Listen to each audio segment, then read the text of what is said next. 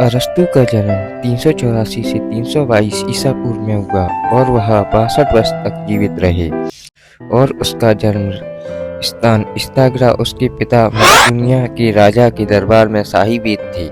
इस प्रकार अरस्तू के जीवन पर मकदूनिया के दरबार का गहरा प्रभाव पड़ा। उनके पिता की मौत उनके बचपन में ही हो गई थी। पिता की मौत के बाद उनके घर पर लोगों ने शिक्षा पूरी करने के लिए बौद्धिक शिक्षा केंद्र एथेंस भेज दिया और वहां वो 20 वर्षों तक प्लूटो से शिक्षा प्राप्त करते रहे।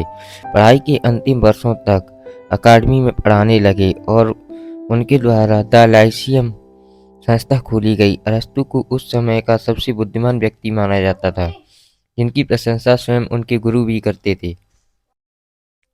वह उस समय के पहले वो व्यक्ति थे जो परंपरा पर भरोसा न कर किसी भी घटना की जांच कर नतीजे पर पहुंचते थे।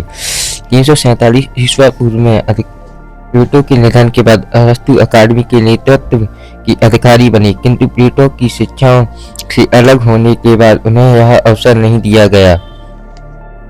विक्टानियस के मित्र शासक हिमयाज के निमंत्रण पर अरस्तू उनके दरबार में चले गए।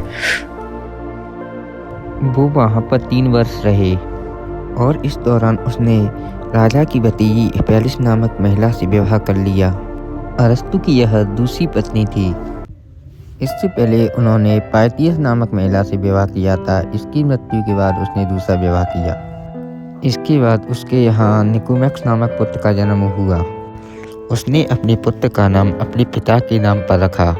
मकदूनिया के राजा फिलिप के निमंत्रण पर अरस्तू उनके 13 वर्षीय पुत्र को पढ़ाने लगे। पिता और पुत्र दोनों ही अरस्तू को बहुत सम्मान देते थे।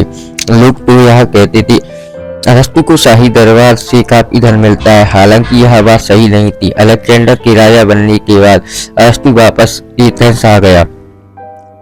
एथेंस आने के बाद अरस्तू ने प्लेटोनिक स्कूल और प्लेटोवाद की स्थापना की।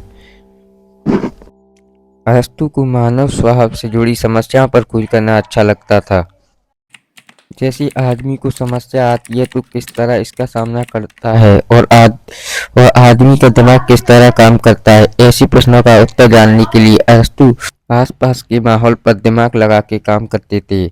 वो अपने शिष्यों को सुबह और शाम आम लोगों को भाषण देते थे, लेकिन किस्मत को कुछ और ही मंजूर था।